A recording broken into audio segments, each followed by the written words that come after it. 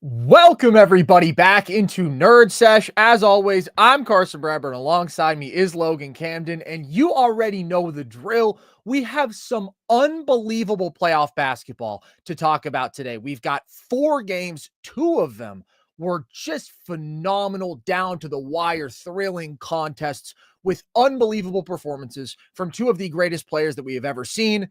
We got to start with one of them, Logan, and that is Steph Curry carrying the Golden State Warriors past the Houston Rockets to take a 2-1 lead in this series, obviously with Jimmy out for this game with the glute contusion.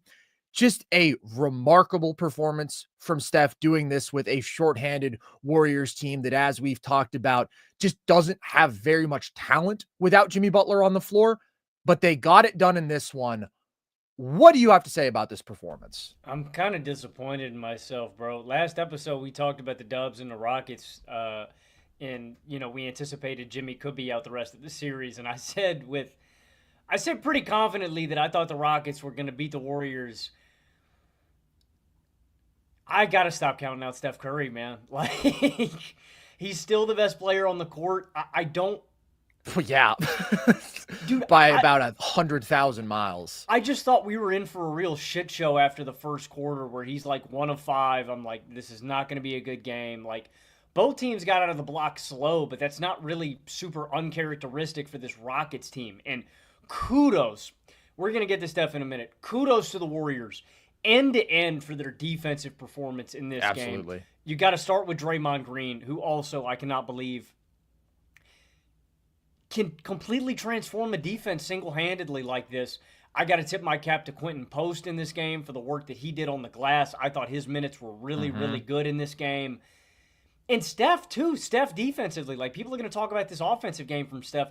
What an impressive defensive game this was from Steph as well. But it is unbelievable to me, Carson, that the Rockets know exactly what the Warriors are going to try to do. They know the exact man that they have to stop, and they still can't. Like, the level of difficulty and the degree of difficulty on the shots that Steph is taking in this game, how he is being guarded, it's unbelievable that he was almost able to hit 40 points in this game. Like, it's astounding. The playmaking, the assist at the end of the game to Gary Payton, it's like, it's just unbelievable that Steph is still capable of these performances. And like I said at the top of the show, man, I'm disappointed in myself, Carson. I think I wrote the Warriors off a little too prematurely.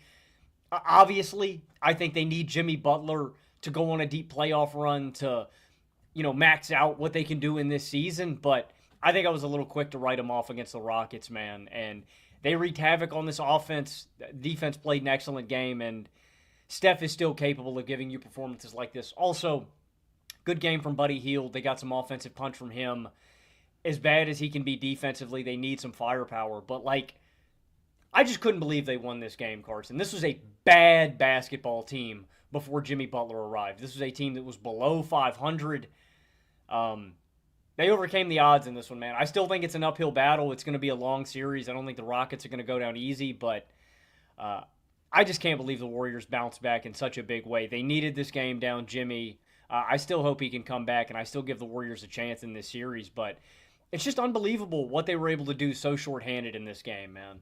I think he's coming back. I think Jimmy's coming back at some point, and that's why this win is so massive, because with Jimmy on the floor, they will win this series. I think they are clearly the better team with Jimmy out there, but like you, man, I thought that they were facing a really long path to winning without him, because this team around Steph is so limited in so many ways, and yet he is just so unbelievable individually that he is able to propel them to a win in this one, but he couldn't have done it without some of the really strong performances we did get from guys around him, especially on the defensive end, but also complimenting him offensively. But he's literally creating everything for this team offensively, Logan. Like, the fact that he has had 2 performances of this caliber already in this series absolutely blows my mind, because this series is nasty. It is a rock fight. It is so physical. The Rockets are such an athletic team. They are such an elite defense. Points are so hard to come by, and there's no other offensive threats on the floor for the Warriors right now, as creators at least.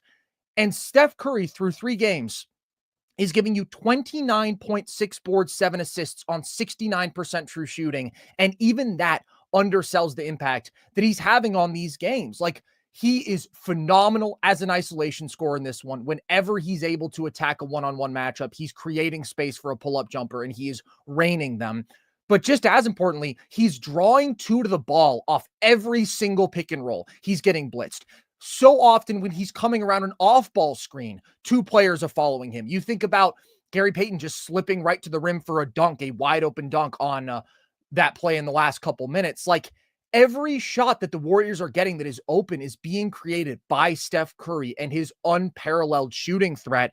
It's just so remarkable. And then, as you mentioned, like, also his passing was phenomenal. So his individual scoring volume and efficiency is like impossibly great considering the context of this series. Then his playmaking value as a passer was unbelievable in this one. And then his playmaking value just with his constant gravity is unbelievable. So I was just thinking back to our player rankings, dude. You were absolutely right to have him where you did at number 6. Like, I had him at number 9. This was whatever, a month and change ago, because I was just like, I don't know. He's been phenomenal since Jimmy joined the team, but I couldn't ignore that earlier in the year, there was some more inconsistency with him, not as efficient on ball as we're used to. We're now looking at 30 games, Logan, of Steph Curry averaging over 27 points per game on 66% true shooting. He is one of the most impactful offensive players in NBA history still, like, no doubt about it. So it's just incredible. And the fact that he is capable still of giving us moments like this, like what he did in game 1, like what he did tonight, like what he did a couple years ago against the Kings in the playoffs, giving them 50 in game 7. But to do this at 37 years old in the postseason, it's unthinkable for a guard. No other guard in NBA history has given us that. He has a one-of-one skill set in NBA history that allows him to do this. He does. But it's still absolutely ridiculous, and I am just completely blown away by it. And then Draymond's still doing this on the defensive end, and I thought he had an absolute masterclass. Like, the fact that these guys have been doing this for more than a decade, you don't see that sort of longevity with a duo. And it's just remarkable to do this into your mid to late 30s to still be top tier players on your respective sides of the ball. So Draymond was massive on the defensive end, but the guy who I want to give the most credit just for playing at such a high level when they needed him so desperately is Gary Payton II. I just thought his comfort playing off of Steph was so obvious in this game. And there are times with GP2 where his lack of consistent outside shooting, his lack of aggression shooting the ball can be a bit frustrating. But in this game, he was super decisive. He was super confident. He knew what he was doing every time that he was involved in any sort of two-man game with Steph, right? Faking handoffs on these keep actions and then getting to the rim where you just see he's the Warriors' best athlete on the floor. He's the best finisher on the floor. He's the only guy you're like, hey, he might actually be able to pull off a contested finish in the paint, because that's such a limitation of this team elsewhere, their size, their athleticism, and their finishing around the basket. But he's doing that. He's slipping off the roll with Steph and is phenomenal as a finisher there. And then obviously he makes 2 threes, which are huge. And he gets that dunk that I mentioned off Steph drawing 2 away from the ball. But he was just excellent in this one. Quentin Post, as you mentioned, awesome minutes, phenomenal on the glass, where I thought he really got bodied in games 1 and 2. Like, I thought that he was not nearly effective enough on the glass. He was excellent there in this game. He finishes with 12 rebounds, 3 of them offensive, creating second chances, which the Warriors needed in that first half. That was really the best offense that they were getting, was those second chance opportunities. I also thought he was significantly better defensively and honestly did a really nice job on Amen Thompson in that matchup, just being big as hell and obviously playing far off of him, but presenting some resistance at the rim and in the paint. And then I also thought that he was good as a decision maker. He gets 4 assists in this one, has a really nice pass to Dre off the short roll. So he deserves credit for stepping up as a role player. And then Logan, I got to say, last episode, you said you sold all your Buddy Hield stock. What a disaster. I mean, just what disastrous timing. Bro. Dude, you know what? I'm not even mad at myself for saying that, bro. Buddy Hield is going to do this. Next game, I'm just saying you lost a lot of money. That's the sad part. Yeah, I sold it at the wrong time, man, completely. Yeah. I'm not the smartest stock investor. It's going to swing back my way. Buddy will have a game where he's horrendous on defense and goes 0 of 7 from deep. Carson, Buddy Hield is like the Ryan Fitzpatrick of the NBA. And it's this endless cycle. It's going to go, all right, he's on the bench. All right, he has a great game. He's going to shit his pants again. I'm waiting on it. Look, man, I'm not going to sit here and hype up Buddy Hield. I don't think Buddy Hield is Buddy Hield is capable of having games like this, obviously, because of how great of an all-time shooter he is. Like, he is phenomenal. But I know what Buddy Hield is. So do I, brother. But what I said last show when you were saying he can't see the floor is like, I understand all your frustrations with him. But having a dude who can shoot 40% from three for this Warriors team, no doubt, without Jimmy, it's so essential because there are so few players who trust to do anything at a high level offensively other than Steph. He was horrible in the first 2 games in this series, though.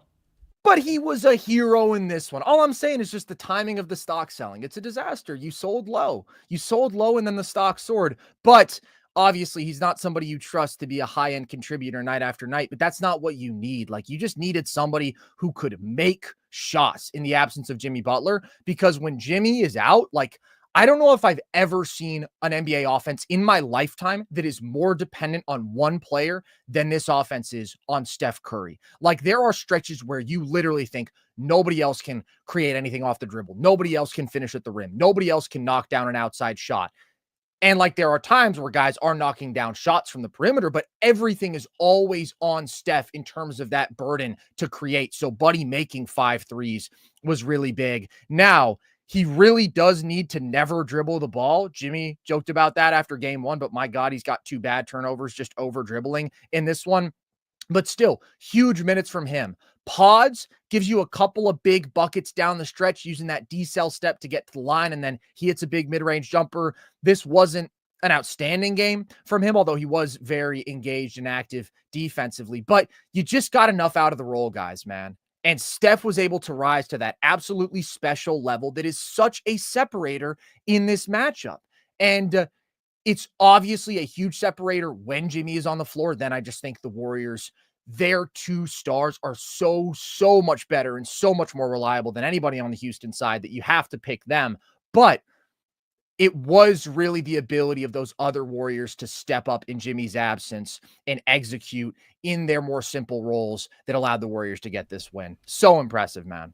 Really impressive. The one area that I actually think Golden State can improve after this game is in protecting the basketball. I did think this was one of those kind of traditional sloppy Warriors games for a lot of it where just bad turnovers, throwing the ball away, guys not being ready. Like, early on, but I thought they really tightened that up, and they ended with only 10 turnovers compared to last game. That's a big improvement. That's why I had such a bad feeling at the start of this game. The Steph slow start, which I guess give credit to the Warriors for getting themselves out of that hole, but yeah,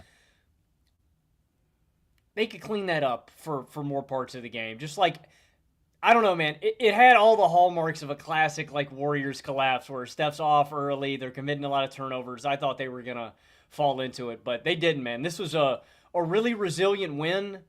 I got to learn not to count out the old guys, man. Count out experience, because that is how I feel. The Rockets lost this game, man. Like, you talk about the reliable. That's the exact key word to me when you're talking about the difference between both of these teams.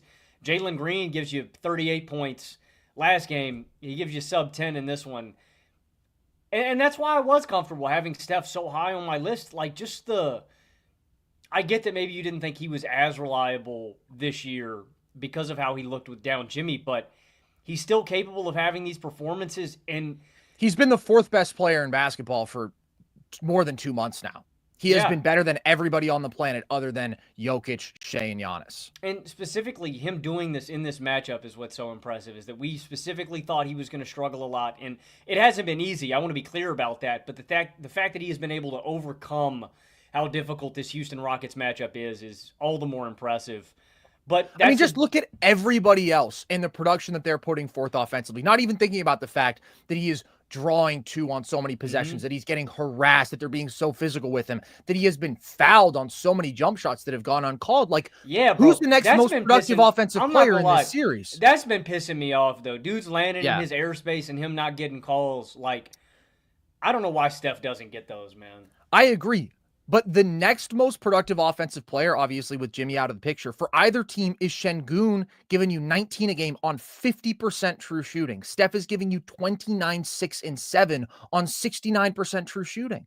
That's the difference. One team has an offensive god, the other team doesn't. And it's just remarkable how much that really can make up for. But when you were talking about the Dubs starting slow in this one and how you felt like maybe things could have slipped out of control for them and gone the wrong direction, I think that's where you have to praise their defensive performance in this game so much, because everybody other than Steph was putting on a clown show early in this game offensively. You put up 18 points in the first quarter. They scored 0 minutes in the 4.5 minutes that Steph was off the floor in the first half. They scored 0 points in those 4.5 minutes, I should say. So like the offense was really, really struggling, but you only let up 22 points in the first quarter. And that's where Draymond, with his 3 blocks, with his 2 steals, that doesn't even capture his full defensive impact on this game. He made 2 huge defensive plays at the rim in the last couple minutes, but I thought also just phenomenal off of switches. Like nobody was getting anything against Draymond in this game. And then also the Warriors collectively being able to hang on the glass so much better was huge in this one. The fact that the Rockets are only +5 on the offensive boards compared to the margin in game 1, which was 22-6, and the margin in game 2, like if they can be competitive there, well, then they should win these games, especially when Jimmy's on the floor. The Rockets lose their advantage. They lose the X factor that puts them over the top. 100%. That is their biggest advantage. And interrelated with that is their size and athletic advantages, but specifically just being able to generate so many more possessions, because they need that, because they're not efficient in the half court. And they did generate some extra opportunities, but they weren't able to capitalize on them in this game. But shout out Quentin Post and Dre, man. Like it takes... I would not want to bang against the Houston Rockets, man. Like that just sounds like not a lot of fun, man. I feel like you'd be in the hospital after that. Adams and Sengun for 48 minutes, like... I'm cool, bro. I'm going to head back to the bench. Like, it's miserable for sure. You got to give credit to their effort as well, man. This is one of the most resilient wins in these playoffs, and I'm just super impressed, man. I didn't know if this iteration of the Golden State Warriors was still capable of having a performance like this. And again, the other thing that I want to emphasize too, that team that I was talking about in the first half of the season that was a bad basketball team that was below 500 still had Andrew Wiggins. And, like, that's still what's so ridiculous about this game to me is it's like it's not that you're only down Jimmy. You're also down, technically, like, if you're comparing it to that team, you don't have Wiggins. You don't have Kyle Anderson. Like, you don't have Schroeder. Like, again, not that those guys are the biggest difference makers, but they are so depleted. Wiggins is a big difference maker. Huge difference maker. And they were still mediocre before the Jimmy trade. That's why I would probably put this as the performance of the playoffs so far from Steph. To me, this is a more impressive overall offensive impact performance than even what Kawhi did, which was incredible. It surpasses the Jokic game we saw today, the Giannis game that we saw in game 3. All of Giannis's performances have been incredible. Shai had a phenomenal game today. Like, there's some good contenders, but when Steph Curry is able to score with this volume and efficiency, the impact he is having on every single offensive possession along with that is just unrivaled. And to be able to pick up this supporting cast like that just blows my mind, dude. I saw somebody in the chat ask, where do Steph and Draymond rank as an offensive-defensive duo in NBA history? My answer would be, if by that you mean like literally just where does the offensive player rank among the offensive greats and where's the defensive player rank among the defensive greats, I would say they're the number one duo in terms of one guy anchoring their respective side of the ball at that all-time level. Because I think Steph's a top 5 offensive player ever. I think Draymond's a top 5 defensive player ever. There's never been a pairing of teammates like that. So it's just incredible that these guys are still doing this. Obviously, there are better duos, but if you're just saying one offensive anchor, one defensive anchor. What about, like, I guess he wasn't at his absolute apex, so it's probably not as clean, but, like, Jordan and Rodman.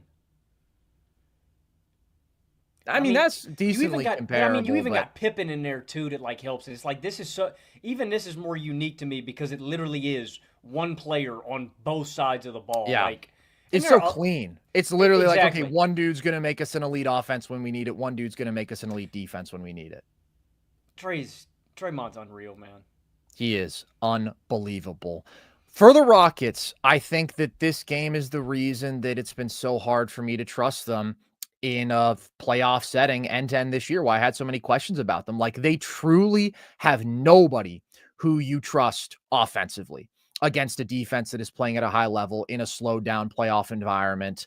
I love Amen Thompson, obviously. He still has so much work to do as a half-court offensive player who you can entrust with like the sort of responsibilities that they tried to give him in this game. Like, again, you can put Quentin Post on him and Post can just play so far off him, and he's so big that Amen is going to be challenged at the rim, or you're going to get him to settle for some of those short mid-range jumpers and push shots that just aren't super efficient looks for him. They're okay looks, and everything is coming hard for Houston offensively in this series. So it's not like they're really worse than the alternatives, but it's still not efficient offense. And I thought that he had some rough attempts to finish around the rim in this one. I did think that when they put the ball in his hands in the last few minutes and they spread out around him, and they basically just had Sengun ready, who he was given some of those dump off passes to, lay down passes, and then Sengun was getting to his little touch shots. Like, I thought that Amen was really better as a passer in those situations where he's getting into the paint and he's finding his teammates. He was pretty good, and he was good in game 2 as well. But the paint is just so packed by this Golden State defense. The Rockets around him can't space the floor to punish them for that, and he can't take the top off of the defense with his own shot making. So, like, it's a mixed bag from him, but overall, the guy shoots 5 of 16 and has 4 turnovers. Like, obviously, that's not pretty. And Jalen Green, shocker, Logan. Shocker. What? He's not a superstar? What? Are you kidding me? He doesn't give you 38 every night? I mean, just really, really bad stuff from him. Warriors did a nice job staying in front of him, and the pull-up jumpers were off, and he was struggling to finish inside as well. So he has a bad performance. Fred VanVleet has his first good quarter of the series offensively in the first, but then he had nothing going after that. He just, again, can't get by people, can't create advantages. Really tough for him to be efficient. And Sengun is the guy who is getting to the best looks in this matchup, like whether he's using his strength to get to his touch shots out of the post, or whether he is catching a pocket pass or catching a laydown pass. Like, he's getting to looks that feel very makeable. But although his touch is solid, like I mentioned this number after game 1, he's only 41% in the paint outside the restricted area this year. So when that's like basically his whole shot diet, that's not going to lead to very efficient offense. So he ends up 7 of 18 from the field in this one, and he goes 1 of 6 from the line, was backbreaking. He couldn't make free throws. So that in totality, I mean, those are like the 4 guys who you're looking to create offense, and they all have major, major flaws in the postseason.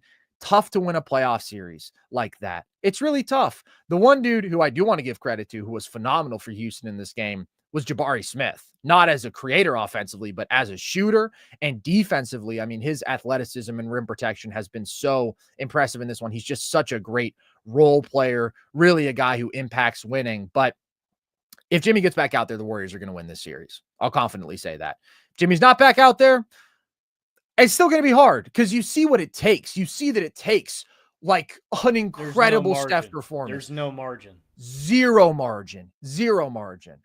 But with Jimmy, now you do have margin. Now you feel like you can win the non-Steph minutes, because they've been great with Jimmy in the non-Steph minutes, as opposed to in this one, they lose the 7 minutes that Steph is off the floor by 7 points, which was an improvement from last game when he checked out. And I think they had lost his 6 minutes off the floor by 14 points. Like, they just crater in those minutes without Jimmy. He's such a stabilizing force.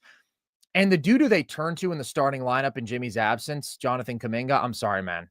He's just not the answer, like, ever. Just doesn't have it. Just not a smart basketball player. Makes mistakes on both sides of the ball. Mental errors. So many out of control forced drives. Just can't cut it. Just like there are dudes whose multifaceted impact I prefer, if it's GP2, if it's Moses Moody, who wasn't shooting the ball really well, but I thought still could have played more in this game. Kuminga's not the answer. A deep sigh from Logan Camden. Kuminga just doesn't get it, man. I He don't. doesn't. I'm just disappointed.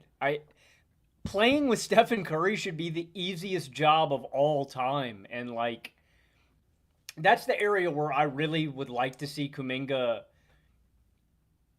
There's nothing that could actually make this feasible or possible. I wish there was like a magic lamp that I could rub and a genie would pop out, and my wish would be that Kuminga could be a smart playmaker. But it's literally, I just wish he could weaponize his ability to get downhill to manufacture shots for other people. And I really think Carson, and obviously this is not a new take, and this is probably 4 or 5 years too late. I think the Warriors should probably just deal Kuminga in the offseason. And Yeah. like, it's not like his value is getting any better. Again, we've said this a million times with the Warriors in their rebuild process. They should have dealt the pick that was Kuminga. They should have dealt the pick that was Wiseman. But now that you have Jimmy, and Jimmy is under contract, and your new window is now with Steph and Trey, and you have other players that complement these guys and work. I think Pods works. I think Moody works. I think Peyton works. So it's like, I've got wings. You know, as frustrating as Buddy Hield is, he can provide a valuable role for this team. So it's like, when I look at the current state of the Warriors roster, I just don't see how he slots in with the fully healthy Warriors. I don't think he fits. I don't think he helps this team. So it's like, send him to a young team. Well, I mean, Logan, they don't have the choice. His contract's up. He's gone. They're not going to pay him. Let him walk. Well, yeah. They're not going to give him a contract. You're not going to do some sign and trade. Somebody's just going to pay him out of pocket. You're just going to lose. Yeah, you fucked up. You should have traded him as a draft pick, bro. Deal with it. You still have Steph Curry, so you're raw because he's a basketball god. But yeah, you really, really fumbled this one. Terribly fumbled it, which I've gone into a million times over. But we don't have to complain and bicker tonight, Logan, because Steph Curry's unstoppable. They can't pay him at all. What the fuck are they going to pay him for? He shouldn't be in the rotation. He's getting DNPs. So you don't. And if Jimmy's on the floor, he should get DNPs. I mean, the way I think about it is, you spent the 4th overall pick on him. So like, if you could get anything back from him, it's like, that's better than just letting him walk for nothing.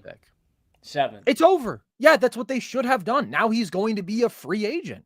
It's over. He's gone. Sayonara. See you later. Shoulda, woulda, coulda, man. Shoulda, woulda, coulda a couple years ago. But anyways, Steph Curry is unbelievable, and this is a massive win for the Warriors. Got the juice. He's got so much juice. It's just ridiculous. We're going to take a quick break, and then on the other side, we are going to talk about the other epic game of the night, and we will also talk about the 2 other games after some quick words from DraftKings. The NBA 82-game grind is done, and now the real fun begins. The NBA playoffs are here, and it's time for all the high-stakes drama, clutch moments, and jaw-dropping plays. I can't wait. If you're looking to make the playoffs even more exciting, DraftKings Sportsbook has you covered as an official sports betting partner of the NBA. From the play-in games all the way through to the finals, now's the time to back your favorite players and teams as they chase glory. All season long, DraftKings has been the go-to spot for NBA player props, and that doesn't stop now. Want to make your playoff experience even more intense? Try placing a bet on your favorite player's performance. Will they drop 30 points, 40, or more? It's your call. Ready to place your first bet? Download the DraftKings Sportsbook app now, lock in your bets, and let's make this playoff run unforgettable. Here's something special for first-timers. New DraftKings customers bet $5 to get $200 in bonus bets instantly. Make it a playoff run to remember with DraftKings. Download the DraftKings Sportsbook app and use code NERDS. That's code NERDS for new customers to get $200 in bonus bets when you bet just $5. Only on DraftKings. The crown is yours.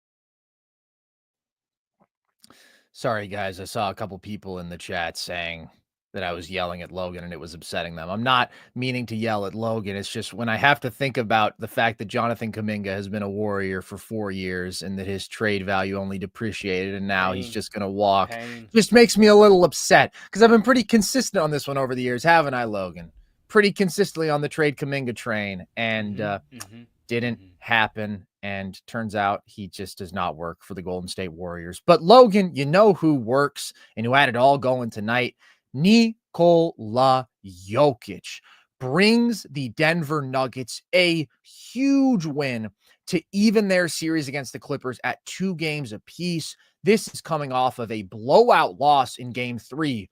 What was so different for Denver this time around? How did they get this win? Well, I want to start with the ending sequence, and if you have not seen the ending of this game yet, you really have to. I mean, this was honestly one of the best playoff games I've ever watched in my life. Like, this was so entertaining. But Norman Powell hits these 2 back-to-back huge corner threes to close the gap to a point. The Clippers go on a 30-11 to run and a 10-0 run in the fourth. They also go 10-0 on points off turnovers in the fourth quarter. This is a Clippers team. You're talking about deficits. They wiped away a 22-point deficit to take the lead in the final minute in this game. Ultimately, some crazy stuff happens. Bogdanovic strips Jokic off of a rebound to get a putback. Jokic goes 1 of 2 from the line to just tie the game up. Harden smokes a layup. Zubac tips it back in to tie the game up. And then Aaron Gordon it doesn't get any closer than that. That's what was also ridiculous about this. You skipped over the insane Jokic shot. Oh, I did forget about that. Yeah, Jokic hits a shot over. That was insane, bro. He spun ridiculous. Like 3 times in a row on the right block to get that one off. Like, crazy, crazy sequence. The difference in this game to me, one, Jokic is just unbelievable. Like, Jokic is the best player on the planet still. Dominates in every facet that Jokic always dominates. It feels like we can become numb to this sort of thing. I just glossed over that shot. It's like, damn, man. Jokic hit so many in the game. Jokic is dotting up so many people. You can kind of take it for granted. But Jokic, another dominant performance. The biggest difference in this game to me from previous ones was just Denver's defense and intensity, man. Like, Denver came out with a certain ferocity that I've been waiting to see from them in this series. And you got it. And they also overcame, I thought, a really horrid Jamal Murray game. Jamal was better in the fourth quarter, and I'm glad he got it going in the fourth, but he's got some ugly moments in this game. He was really bad for the first 3 quarters, but I thought the game plan was really smart. I thought the Denver defense was really great. I thought the rebounding was elite. And the scheme that they played, like, they kept doubling off of Chris Dunn, and that was something that I mentioned in the first 2 games in this series that I thought the Clippers may need to turn away from Dunn in certain minutes just because of how limited he was offensively and how he could ruin some of the advantages that the Clippers created. And I thought that was a huge component, that they were able to kind of exploit that on defense. But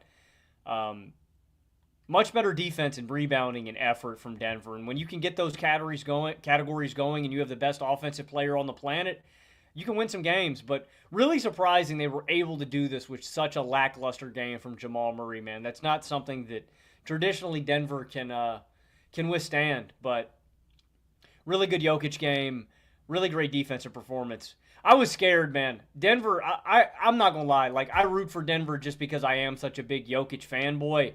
I thought they were going to let the Clippers get this one, man. I thought the Clippers were going to come back and win this one. 2 20-plus point comebacks within a few days. Obviously, 2 separate series, but OKC come back from 29. And then if the Clippers had fully come back from 22 down, that would have been crazy. And they very nearly did it.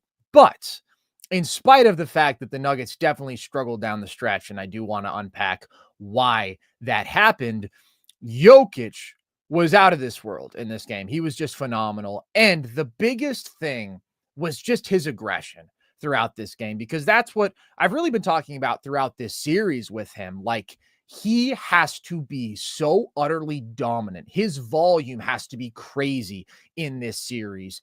And he has to either punish them as a scorer for leaving him in single coverage with anybody, even if it's Zoo, who guards him better than basically anybody else on the planet.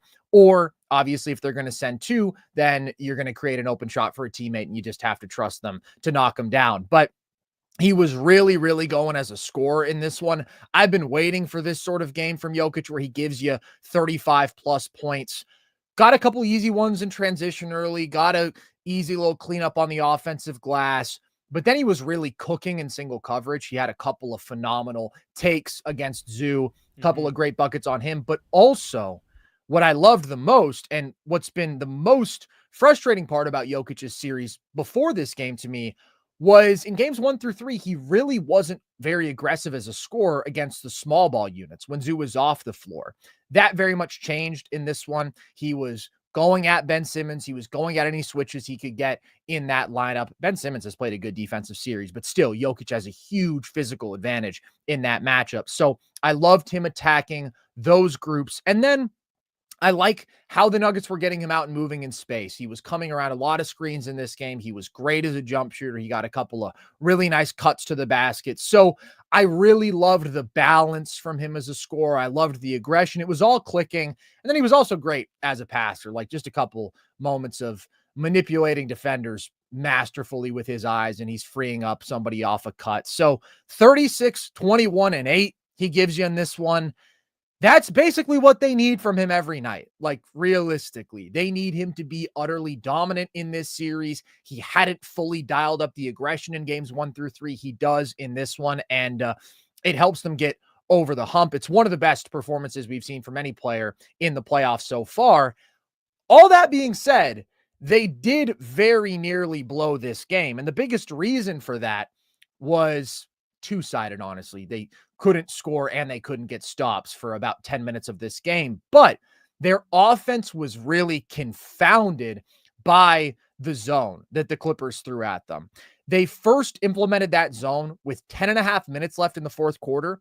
Denver was up 20, and then the Clippers started mixing in heavy doses of the zone.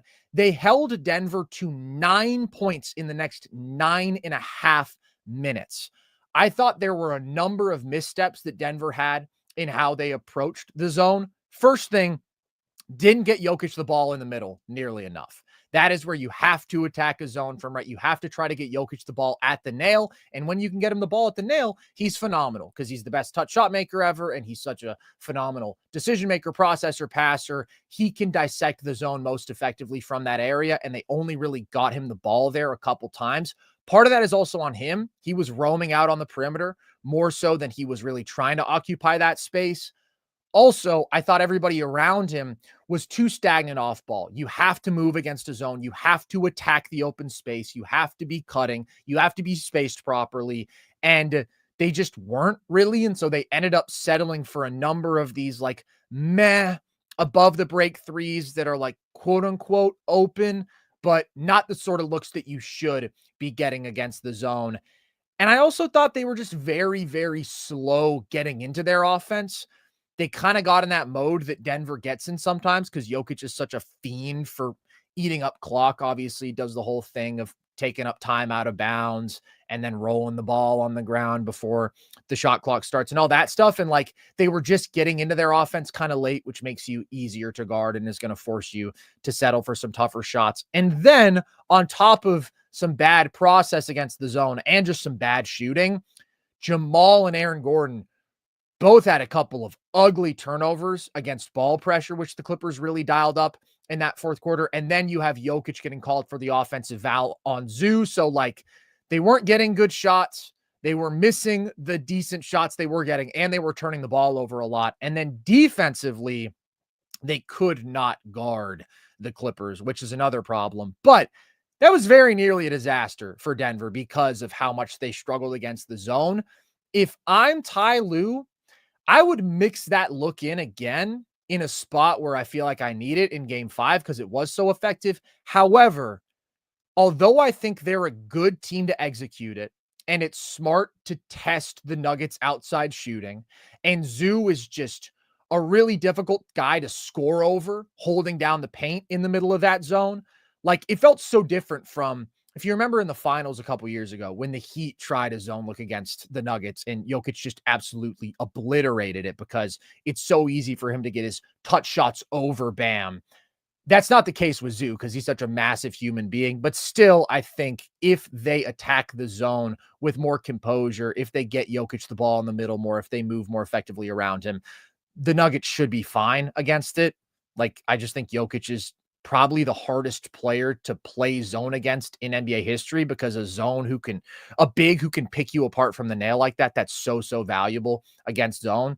But at the same time, the guys around him are inconsistent shooters, so I can see the value in that. And obviously with how much Denver struggled, it makes sense to at least try it again at some point. Well, I would just switch up the defensive coverages like they did, just because I don't think it allows Denver to get really super comfortable. As uncomfortable as you can make Denver in general. Well, they were uncomfortable for that 10-minute stretch, that's for sure. Yeah, and I think it worked. I mean, Aaron Gordon talked about it in the postgame afterwards. Like, some of it was sloppy Denver play, but it was really the different looks that the Clippers threw at them. The one thing I'm worried about the Clippers moving forward in this series is really those non-Zubats minutes. Like, if the Nuggets can paint them in a corner and they can get a big stretch of minutes where they're running small against Jokic, I think Jokic is going to destroy them every single time. He gives you 16 third-quarter points, and that's when Denver really builds up that lead. So, to me, the rest of the series, that's a big key that I'm looking at. I know that you had talked about it in the first two games. That was an area that Jokic needed to be better in. And it's a double-edged sword, right? It's like, it's non-Zubats minutes when Jokic is on the floor, and ironically for the Nuggets is, can they survive minutes period when Jokic isn't on the floor? But yeah, I think that's an area that Denver can exploit and reliably win in those minutes, because the Clippers don't have a good bench option for Jokic. He's going to go through Batum. He's going to go through Ben Simmons. Like, he should cook all of those lineups and all of those minutes without Zoo on the floor when he is on the floor. Totally agreed. Huge opportunity. This was the first game that they really tapped into that, and I thought that was big. I do want to give credit to the guys around Jokic stepping up and making plays, though. Aaron Gordon makes maybe the play of his career to win the game. I mean, just absolutely huge from him, and he had a pretty good game overall. He was active on the offensive glass. I thought that he was efficient as a scorer. He draws some fouls, attacking mismatches, so he was pretty good. The huge performance to me in this one is Michael Porter Jr.'s. Just seeing that he's capable of shooting at that level was really, really big, because obviously sprains his AC joint. They keep saying on the broadcast, normally you miss 4 to 6 weeks. He's playing. He's in serious pain. He can't make a shot in game 3. And then post game, he says, I'm playing at like 20 to 30%. So I was like, if MPJ is cooked, I don't see how Denver wins this series, because they just don't have the depth. And then obviously Russ also misses this game. But seeing him shoot this well from deep, give you an efficient 17, that was a big deal. And I also thought that Christian Braun played pretty well in this one. There were a couple moments against the zone where I didn't think that he specifically was spaced properly. There was one time where Jokic tried to find him in the corner, and instead he was on the wing. There was the turnover where it looks like Jamal is throwing it away, but he's thinking that Christian Braun is going to stay on that wing where he had space, and instead he kind of forces a cut. So couple of mental errors there, but very active on the offensive glass, cutting pretty well overall, moving the ball pretty well, pretty darn good defensively. I would say this was his best performance on that side of the ball. Didn't shoot well from deep, but overall, like, I thought that 4 of the 5 starters for Denver played really well in this game, and they needed everything that they could get from their starters, especially with Russ out, because all of these dudes played 42 plus minutes. So, like, you need everything you can get out of them, and if you're going to survive an off Jamal game, then you need it even more so. And they just got enough. Everybody else's contributions were able to overcome Jamal really struggling. And I'm seeing a lot of people ragging on Jamal in the chat. This was a bad game from him, but he had been pretty good in games 1 through 3. Not remarkable, but I mean, he's got to be pretty good. He's definitely got to step up the rest of the way. Nuggets aren't going to be able to get this done without him. No, for sure. I mean, he has to be way better in this one. This was a bad performance from him.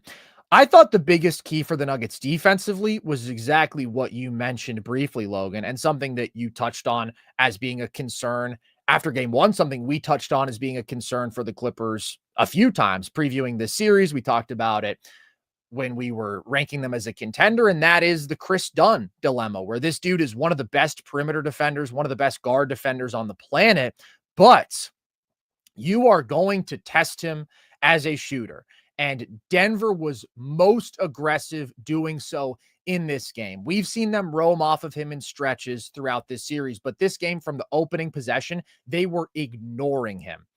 And he shot 1 of 9 from the field. So when you have an extra help defender parked in the paint, or when you can send a double with impunity on any offensive possession, like that is absolutely destructive to a team's offense. And I thought that was the thing bogging down the Clippers offense, because the second they got him off the floor, the Nuggets couldn't stop them, dude. They were minus 12 in Dunn's minutes in this game. They were plus 22 with Bogey on the floor. That's what I've wondered, man, with the skill that these Clippers players have, man. If you were trotting out Norm and Bogey and they're hitting, it's like, I get that your defense is taking a bit of a slight hit, right? But you should still be all right with Kawhi. Bogey was defended today, bro. Bogey's a gamer. I love Bogdan, man. He's one of my favorite role players in the league, dude. I just like the energy and the fire yeah. Bogey's kind of crazy. Bogey's a little bit he is nuts, for sure. I really like that. He's a psycho, bro. He hit the 3 to the dome and stared down Melo in the Olympics. He's a crazy person for sure. Yes. That's kind of why I like Bogey. But he fought his ass off. What I would say is you feel it out on a game-by-game basis. Like, is Chris Dunn making shots? Phenomenal. We're going to play him 30-plus minutes because he's our best perimeter defender. Is Chris Dunn not making shots? Okay, we're going to have to sacrifice a little something there to get Batum in, who is still a real plus defensively, not as great specifically when it comes to defending guards as like Chris Dunn is. But Nick Batum is just such a great shooter. Or like if Bogey is as capable defensively as he was in this one, then yeah, you can close with him. So I don't think it's like a condemn Chris Dunn, go away from him. They just should have gone away from him in this game because he was being that bad offensively. And honestly, if they made that switch sooner, I think they would have won this game because like I said, the Nuggets were able to involve an extra helper on every offensive play. So you are clogging up every Kawhi and Harden drive, and you're mucking up any potential passes to Zoo, and just like you're making everything hard on them. Down the stretch, they're not capable of guarding Harden Zoo pick and roll 2-on-2. They have to involve an extra defender, and then you are bleeding wide open catch and shoot threes now to Norman Powell. It's not Chris Dunn you're helping off of. It's one of the best shooters in basketball. Or Harden is just getting by these dudes in isolation at will down the stretch of this game. And he's finding Norman Powell over and over again. Or he'd find Zoo, who would find Powell. Like, the Nuggets' only stop in the last 7 minutes of this game, Logan, their only stop was Kawhi Leonard missing an open 3. Winning a basketball game when you get one stop in 7 minutes and it's not even a good defensive possession, that's absolutely remarkable. But I do think that that's a concern for Denver going forward. It's a big concern because if you're Ty Lue, I just think you'll be more flexible and you'll say, okay, we'll try Derrick Jones Jr. They'll guard him the same way. Maybe he'll shoot a little better. If not, then we'll go Batum, then we'll go Bogey. We'll find the guy who isn't going to impede our offense, and that guy is available because the Clippers just have really good depth. They have a lot of different dudes you can plug and play on any given night.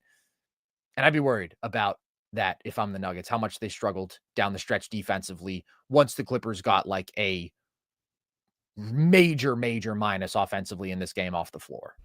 Well, I mean, that's been my big concern about Denver in this series all along. Of how course. They can defend Kawhi, how they can defend Harden, the shooting. Like, Clippers are a damn good basketball team, man. They are.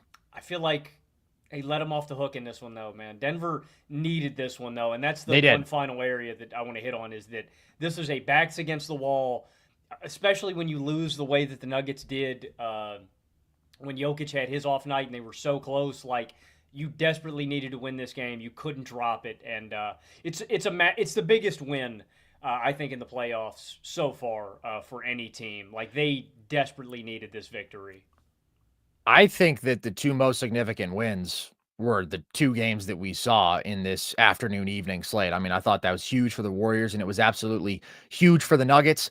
I still think it's just harder for the Nuggets to win games in this series. I think that they need Jokic to be a god, and they need their supporting cast to be as good as they were tonight. And obviously you need Jamal to be better going forward if they want to win. And I just think it's a little bit harder for them to slow down the Clippers offense still.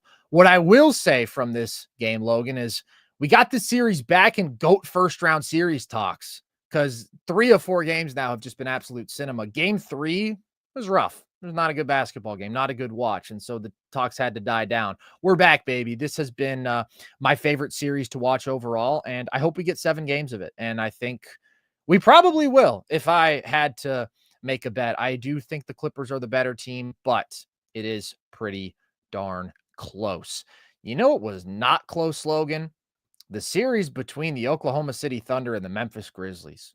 Sweep them. Get out your brooms. It's done in 4. It was done before Rockets and Warriors had even played their game 3. What did you take away, Logan, from OKC dispatching of Memphis so quickly in this series, and what did you make of their overall performance?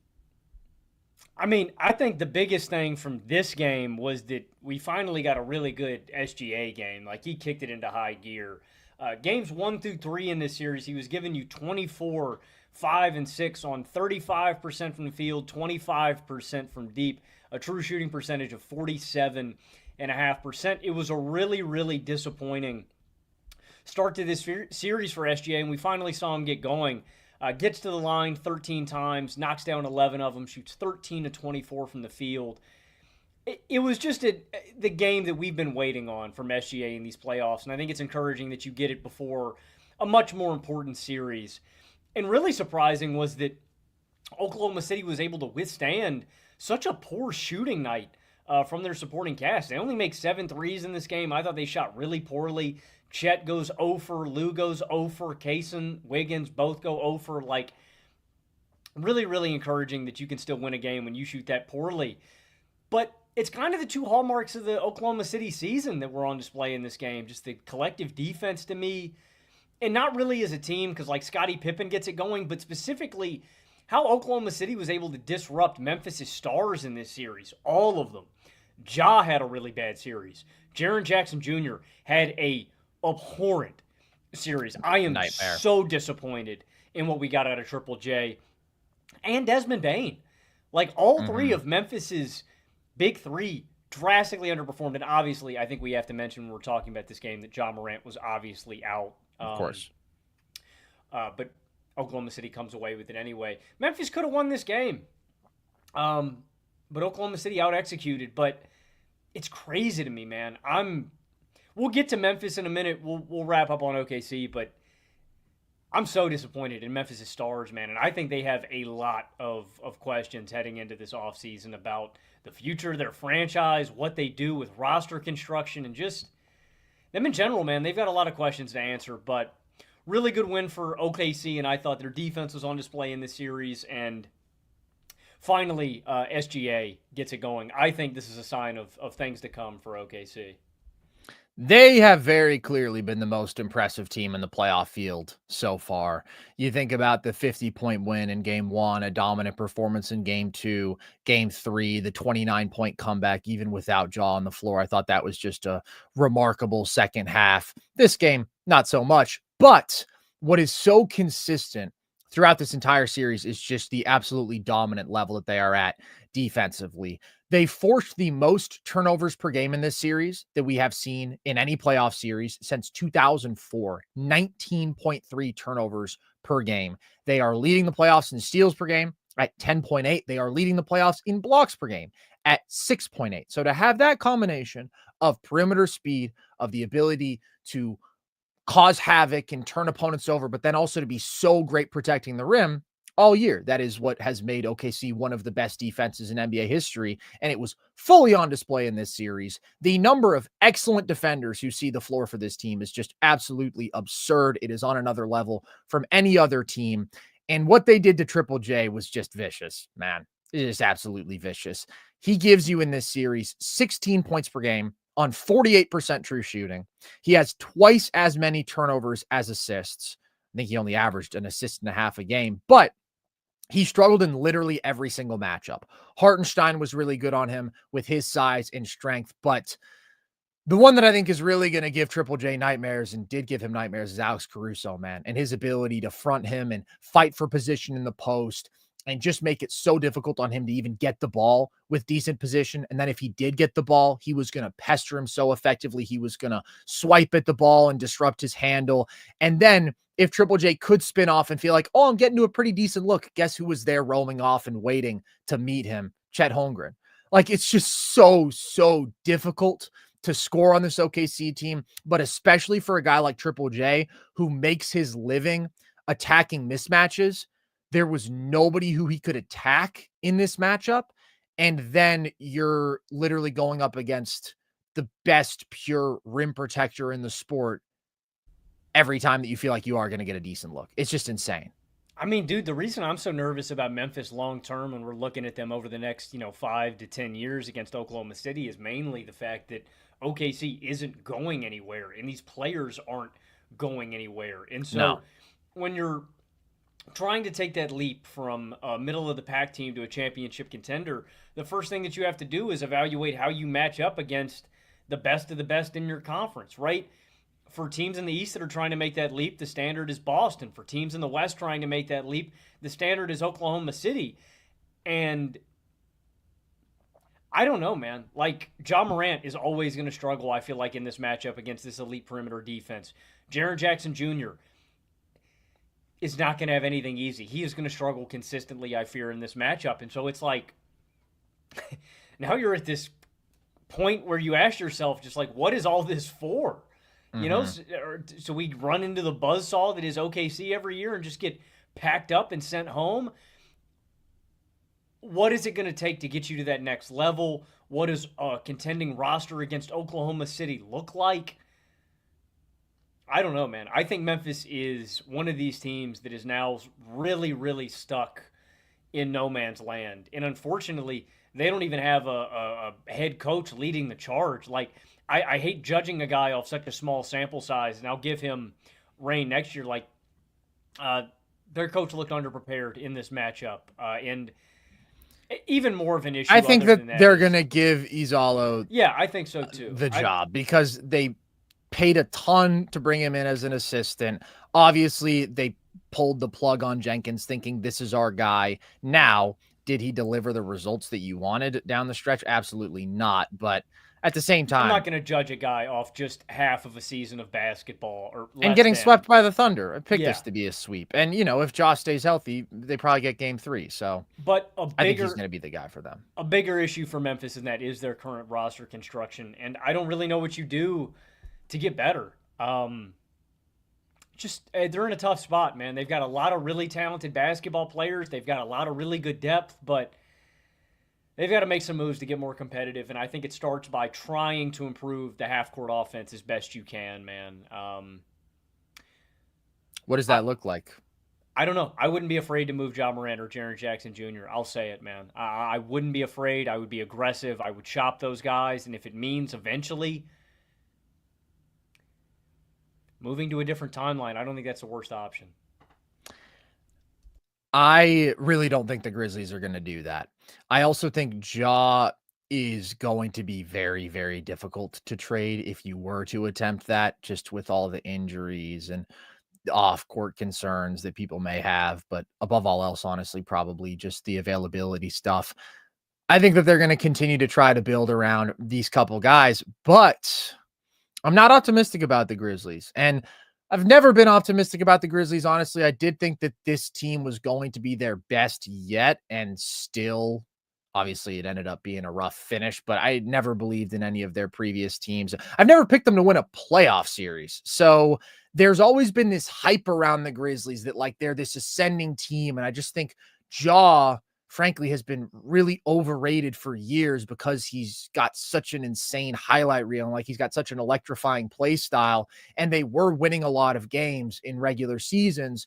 If you look back at the 2022 season, for example, but they were always doing it in a way that was very regular season-y. Like their half-court offenses were always bad. They were always relying on a lot of the energy stuff and being as deep as they were and hanging their hat on defense. But then when you get to a playoff series, have you ever trusted a Memphis Grizzlies offense? No. And that's the same story. So for them to improve, the guy who I'm looking at the most is Triple J, because he is the guy who has taken considerable leaps in the last couple years, improving so much as a ball handler, improving so much in terms of his touch, just getting so much better as a scorer.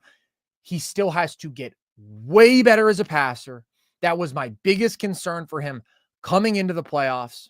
And I did think that that got exposed whenever they did send doubles at him. I mean, he's just like going to basically force the handle, try to shoot over top. He's a bad passer, and that has to get a lot better. And his handle probably does still have to get a little better too, because otherwise I think OKC is a unique defense in the fact that like they can put a crazy feisty guy like Caruso on you and J-Dub who are giving up size, but they're going to still make it really difficult on you to get position. And then they can have a big roaming who is Chet Holmgren. So like, it's not like a ton of teams can execute that formula of putting a smaller guy on him, but there are some teams who can execute that formula. Those are the couple areas that I think that he has to improve really, really, especially as a passer. With Ja, man, I just don't really see how he gets better unless it's him taking a leap as a jump shooter. And we're 6 seasons deep now, and that hasn't happened at all. Like, it hasn't even gotten a little bit better. He's a really, really bad jump shooter this year. His touch shot making was inefficient this year. So until he can consistently punish drop coverage with that, I think that he's going to struggle against an elite playoff defense like this. And obviously, the other huge problem with Ja is just the complete lack of versatility, his inability to play off ball, and he's not an efficient enough on ball offensive engine to justify the sort of usage and the play style that he is going to demand. So I'm really, really low on Ja right now.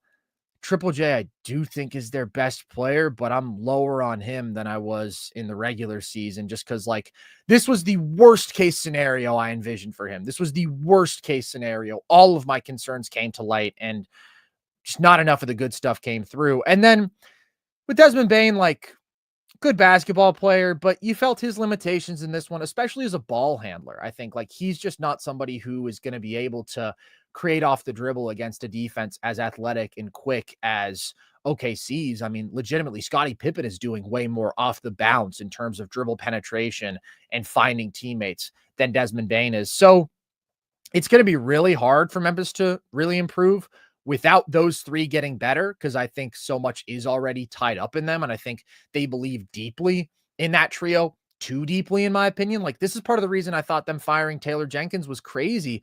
I just think their expectations are too high. And I think their expectations have been too high for years. I think the league's expectations for the Grizzlies have been too high. So I'm not optimistic. Like, in terms of where I'd like to see them improve, I'd love if they could bring in a big forward who could really shoot. But Triple J is always going to put you in sort of this weird position where it's like you want to have a big physical center you can play alongside him. So, okay, Edey is that guy. You brought him in. I thought Edey had a good rookie season. I thought Edey protected the hell out of the rim today. He had 7 blocks. Like, people try to clown on him. He's totally solid. He's the archetype you wanted alongside Triple J. You got a good bench point guard in Scottie Pippen Jr. Like, the Grizzlies I think this is just kind of who they are, man. They're just like a first round exit kind of team. And without making major changes, I don't really see them unlocking a much higher ceiling, but I don't think there's any chance they make major changes. But that's like, why I think wouldn't be that scared to make moves, is because you're just treading water. Your I know, tires are stuck in the mud. If they traded Ja or Triple J, would you not be shocked if they did that this offseason? I would be shocked. Even as bad as this season went. They lost 19 of their last 32 games. I'd still be shocked. Yes, I would be shocked if they got traded, but I think it's the right and smart thing to do long-term for Memphis. I see what you're saying. I'm a little more optimistic about Triple J, even though this was a bummer of a series for him. And I just think Ja is going to be hard as shit to trade. I really, really do. I don't think you're getting a ton of value back for him. What's the biggest drawback? Is it the off-court stuff or is it the play style? I think it's probably availability as much as anything. I mean, he's just going to miss 30-plus games a year. He played 9 games last season. Obviously, really unfortunate what happened to him this year, but he wasn't able to finish the playoff run healthy. I think that it's a combination of all of those factors, the rigidity in terms of play style, and you compare that with some of the off-court stuff and him missing time. And I just don't think he's a very attractive trade candidate. I don't think he's a good building block for a franchise. I don't really think he is a building block for a franchise. Like, I don't think he's a number one. I just don't. So I think this is who the Grizzlies are, man. They're a first-round exit kind of team, and I think people have been too high on them. And you go up against a real big dog like OKC, and you're going to find out where you stand pretty fast. And they definitely got their asses kicked in this one. So I could see them trying to shake some things up, but I don't think major changes are coming. I really think they were counting on the coaching switch being that. I think they thought that was going to be their miracle move. And obviously you give Izalo a full offseason and we'll see what happens. But I don't think that this is a scheme thing. Again, I thought that Taylor Jenkins instituted the right scheme. He improved their half-court offense, and Ja didn't like it. And Ja said, I don't like you. And so Ja made them change things up, and it didn't make them a better basketball team. Just a weird, weird team. I do want to glaze the Thunder a little bit more before we move on, because I was talking about their defense. The one thing I would say is you just cannot underestimate how much better their defense is than everybody else's and how much of a weapon that truly is, because I've talked about this before with OKC, but people will nitpick certain things that they don't love about the offense. And it's like, okay, well, they are a top 3 offense in basketball, and their ability to disrupt opposing offenses, make them uncomfortable, take them out of rhythm is at a completely different level than anybody else. And that is such a special weapon to have in the playoffs. The other big thing that you saw in this series is just the level that Chet and J-Dub were at. I mean, night after night in the first 3 games, especially, they were special. They were clearly the Thunder's 2 best players. And then Shai took over in this one, and Chet wasn't as good offensively. But in this series, Chet gives you 19 and 8 on 62% true shooting. He's shooting over 42% from deep on 6.5 attempts a game. That is massive, that level of comfort and efficiency and volume from beyond the arc. And he's giving you 3 blocks a game, and players shot 42% against him at the rim in this series, Logan. 22% below their average. This is after he held opposing players 19% below their average at the rim in the regular season. It's just one of the great modern rim protectors we've ever seen. He's unbelievable, unbelievably great defensively and playing some of his best basketball offensively.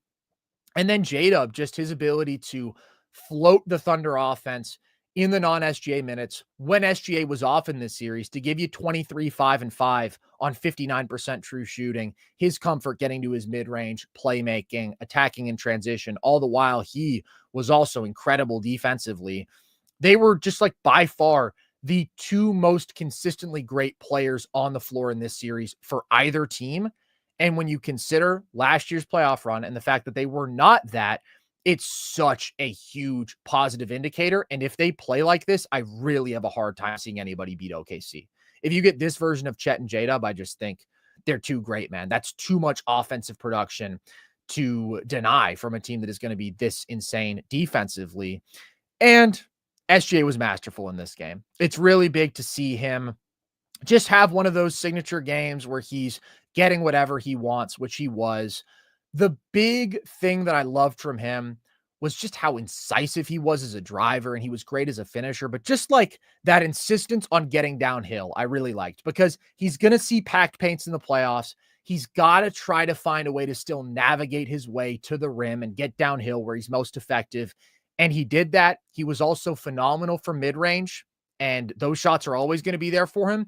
And I really liked he didn't get caught up with hunting the 3, which in games 1 and 2, I thought he did. And game 3, he was taking 8 3-point attempts per game.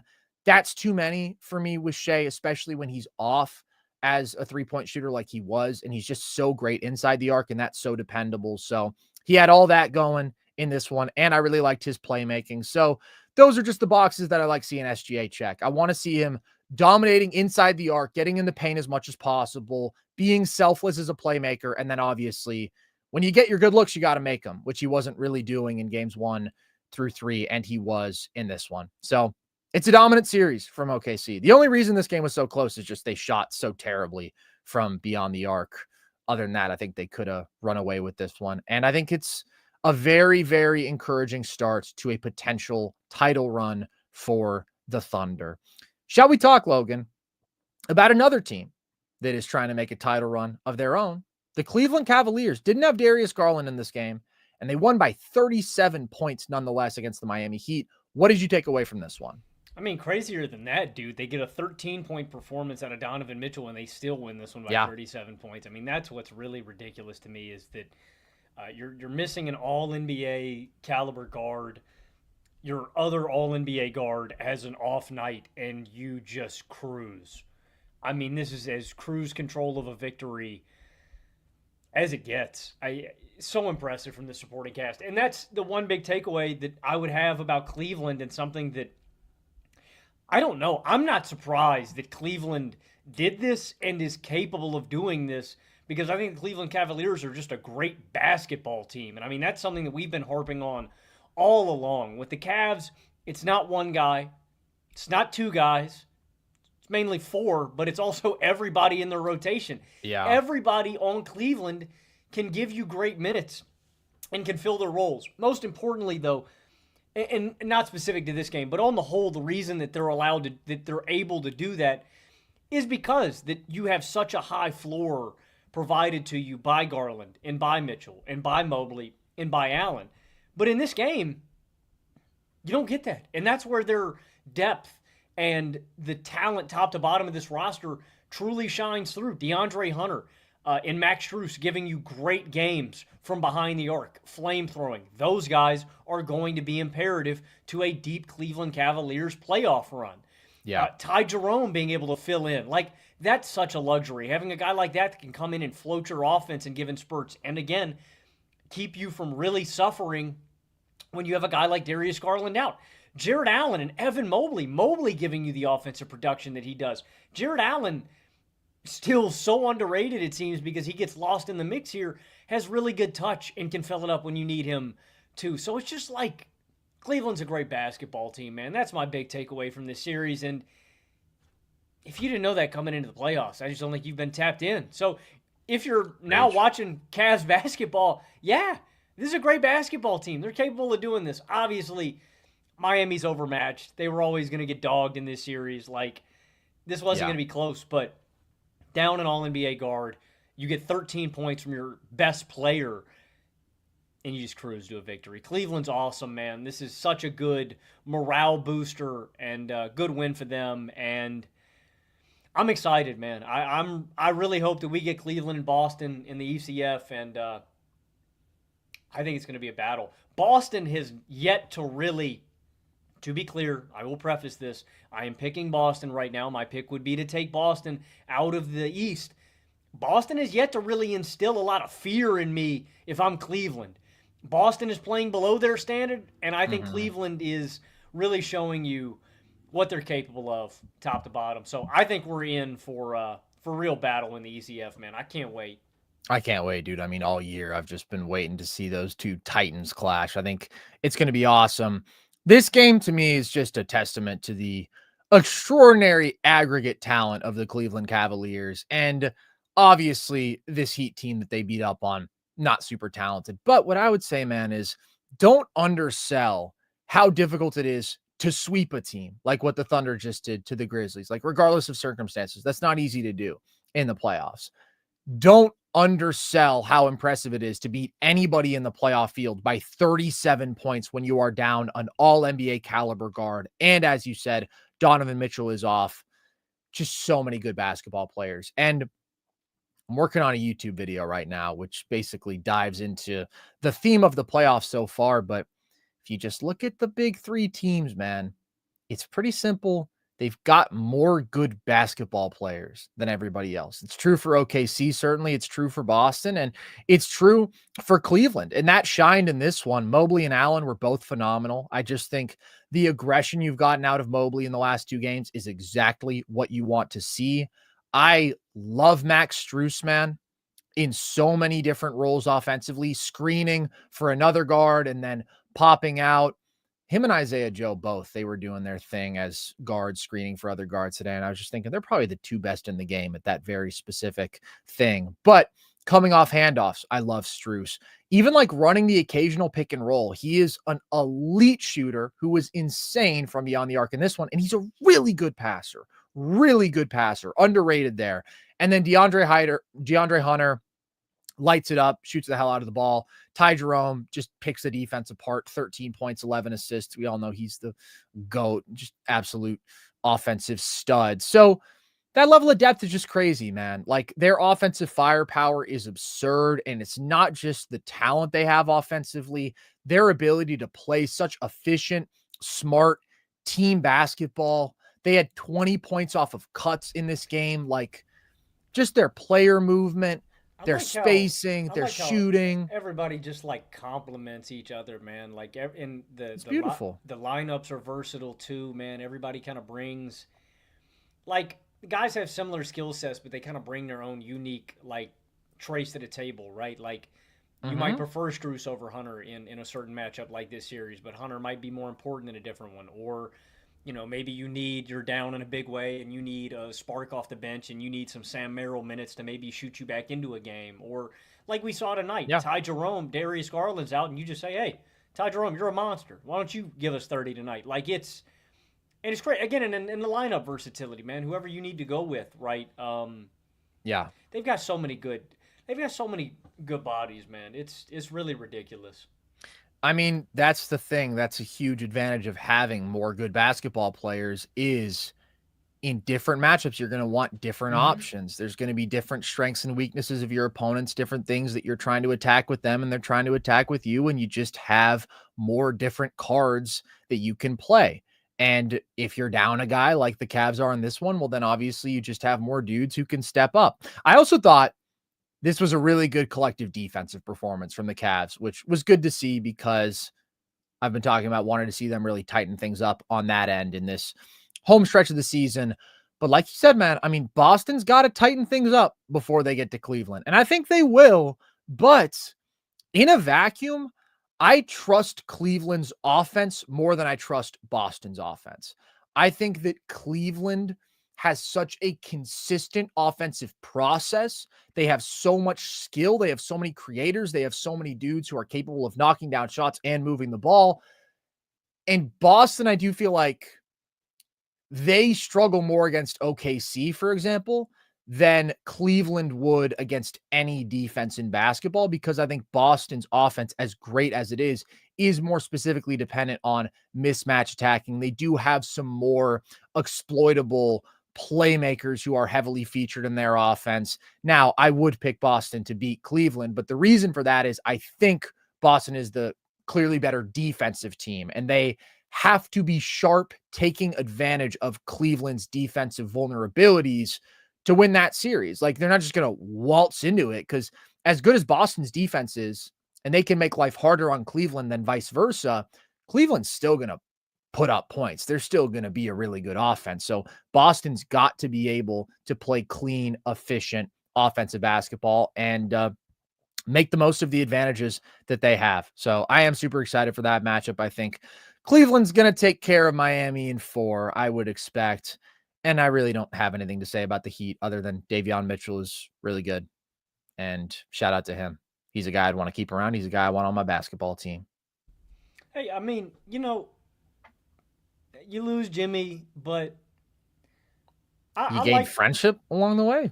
I mean, Tyler Hero had a really good year. He really improved this season. I mean, I think that's really encouraging. I'm just talking about this game, really. Yeah, I think the Heat are in a decent spot. Like, I think it sucks for them because, like Memphis, I really think Miami is just kind of trapped in this play-in range, and they're going to need another star to come in here and really take them up a notch and be super competitive. But I like the foundation, and I've consistently said that I like the foundation of what Miami has. It's not every 29 teams are going to go home disappointed at the end of every season. And so, you want to be the team hoisting a trophy, but Miami, I really like a lot of the players that they got. And I think it's a positive year for them. Bam had a much better second half of the season. I obviously want to see him take a leap offensively because he can still be frustrating, but you got Khalil Ware in the draft. I think he's a stud. I think he's going to be really good. And I think they got decent value back for a clearly disgruntled Jimmy Butler. Wiggins is a really good wing still.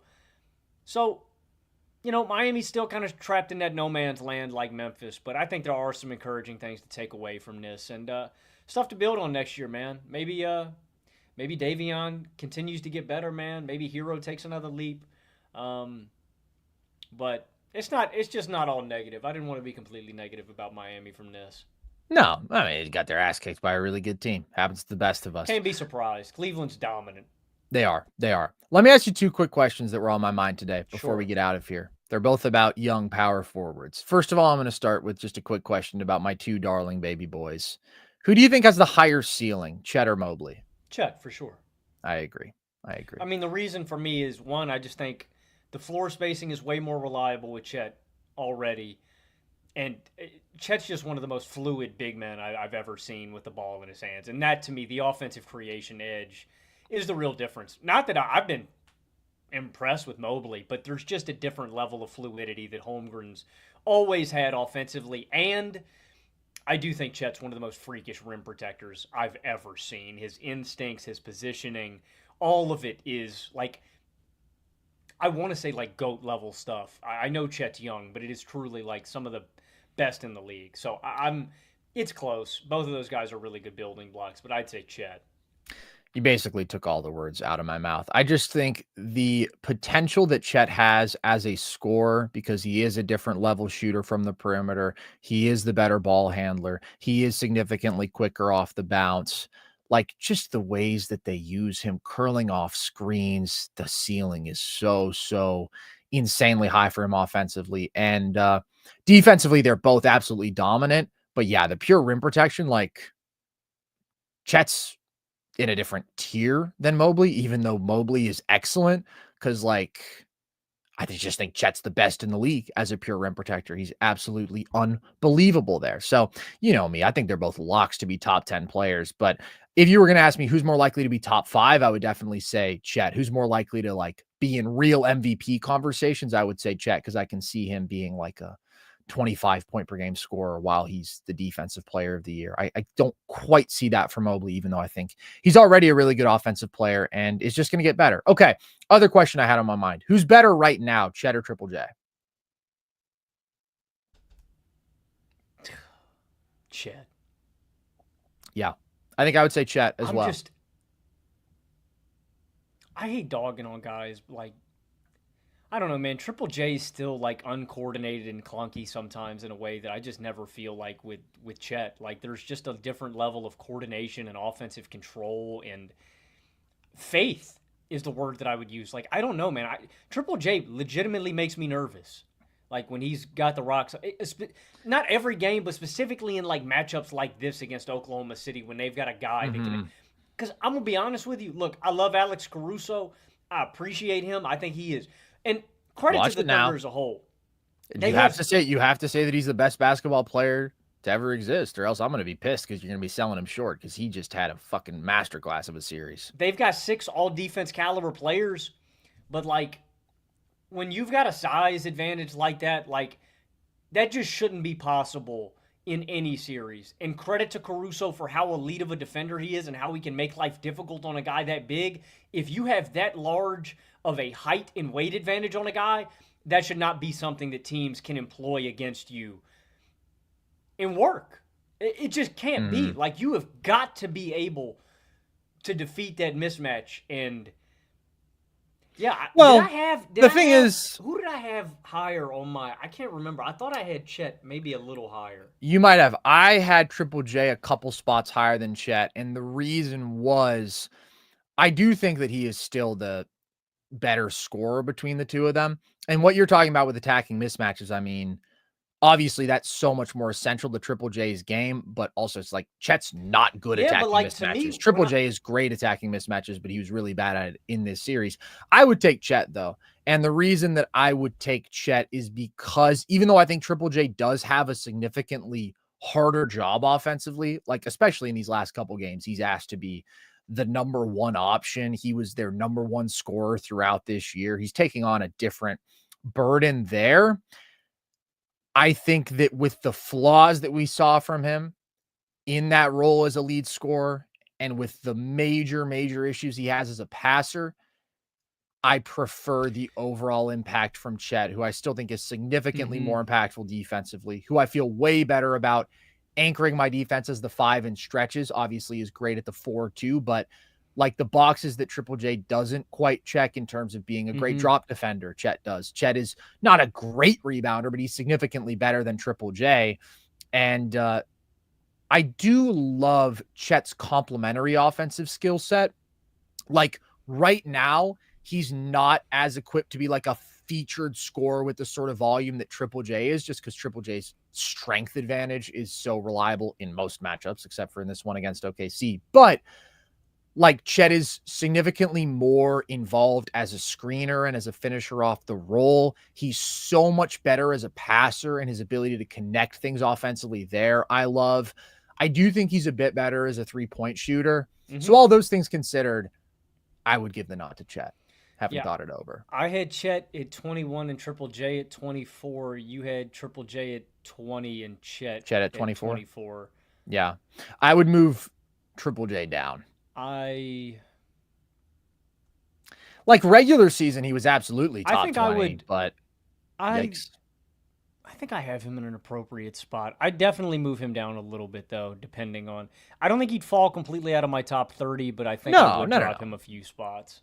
Yeah, I mean, we're not overreacting to 4 games, but at the same time, playoffs certainly test your mettle, and it was about as concerning a playoff run as you could get against an insane defense. Yeah, but none of Memphis really passed the test. No, they did not. On that note, let's wrap this thing up. Appreciate all you guys tuning in. Hope you enjoyed the basketball and hope you enjoyed the post-game pod. If you did, the good news is there's so much more NerdSesh content. We have been live after every single day of playoff basketball so far. In Logan, we're going to be back tomorrow night too. Isn't that true? Isn't that right? So you guys can look forward to that. If you want to catch our live streams, they are on YouTube, or you can watch the full episodes on YouTube later, or you can listen to the full episodes across all audio platforms. You can also check us out across social, TikTok, Instagram at NerdSesh, Twitter at Nerd_Sesh to see clips from the show, graphics from the show, and all of our short form trivia content. And you can join our Discord if you want to be part of our community there and chat with the gang. My eye is now twitching. I don't know if you can notice, but I am having some muscle spasms in my eye. I'm going to pray for you, bro. I don't think I'm going to survive. I don't think I'm going to make it. It feels like there's a demon inside me trying to come out. So I'm going to go deal with that. And with that, as always, appreciate you guys. I've been Carson Brabber. I have been Logan Camden. And this was NerdSesh. The police are coming for you now, by the way.